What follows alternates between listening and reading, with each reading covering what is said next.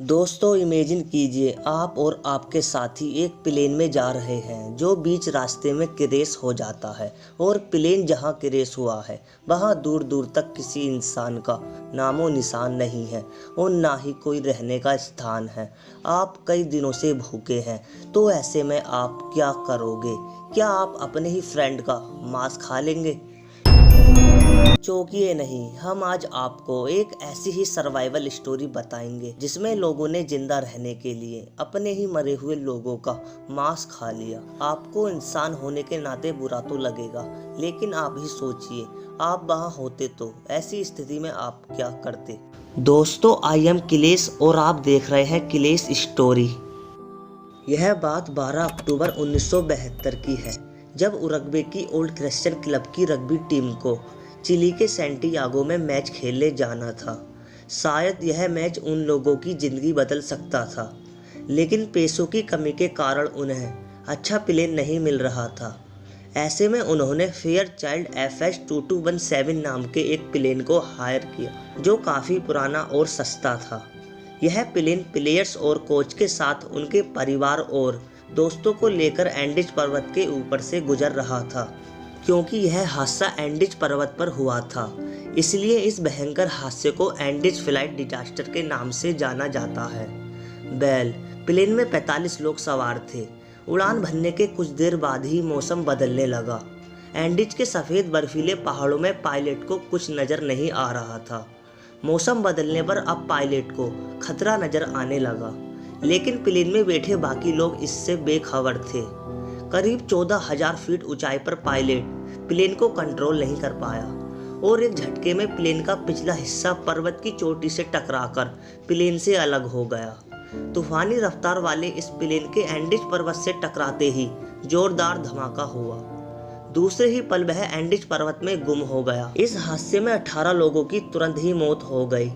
बाकी 27 लोग जैसे तैसे बच गए, जिनमें से कुछ लोग बेहोश हो गए। इनमें से एक नैंदो नाम का आदमी भी था जो कोमा में चला गया था। इतनी कपकपा देने वाली ठंड के बीच वह मौत से भी बदतर हालात में थे। कुछ लोग दर्द से चिल्ला रहे थे। बहरहाल अगले दिन 5 लोगों की और मौत हो गई। बाकी बच्चे लोगों के पास खाने को जो कुछ भी था उसे वे टूटे हुए प्लेन से बाहर निकालने लगे और आपस में शेयर करने लगे ताकि वे उसे खाकर जिंदा रहें। लेकिन पानी उनके लिए अब भी सवाल था। इसके लिए उन्होंने प्लेन में से एक ऐसे मेटल के टुकड़े को निकाला जो कि बर्फ को पिघलाकर उसे पानी बना सके। इससे उनकी पानी की समस्या तो हल हो गई, मगर सारा भोजन जल्द ही खत्म होने पर उनके लिए भोजन की एक बार फिर किल्लत होने लगी। कुछ देर बाद नैंदो को भी होश आ गया। उसने देखा उसकी माँ पहले ही मर चुकी है। जल्द ही उसकी बहन ने भी उसकी आंखों के सामने दम तोड़ दिया। लोगों को भूखा देख और अपनों के मरे हुए शरीर को देखकर नैंडो ने सबसे कहा, हमारे जिंदा रहने का बस एकमात्र यही रास्ता है, हमें मरे हुए लोगों की लाशों को खाना ही होगा। नैंडो के ऐसा कहने पर लोगों ने मांस खाने को मना कर दिया और कुछ लोग उससे लड़ने भी लगे, लेकिन मरता क्या ना करे। आखिर में ना चाहते हुए भी लोग मरे हुए लाशों को खाने ही लगे। लोगों को वहां रहते हुए अब 17 दिन बीत चुके थे। प्लेन में एक रेडियो भी था जिससे नैंडो और उसके एक साथी रॉबर्ट को यह पता लग चुका था उरुग्वे और चिली की सरकारें उन्हें ढूंढ रही हैं। अब बाकी बचे सभी लोग यह आस लगा रहे थे उन्हें अब जल्द ही ढूंढ लिया जाएगा। लेकिन सफेद चादर से ढके इस पहाड़ पर प्लेन का कोई नामो निशान नहीं दिख रहा था। 10 दिन तक चले इस ऑपरेशन को चिली तथा उरुग्वे की सरकारों ने रोक दिया, क्योंकि नैंदो और रॉबर्ट डेली उस रेडियो को सुनते थे।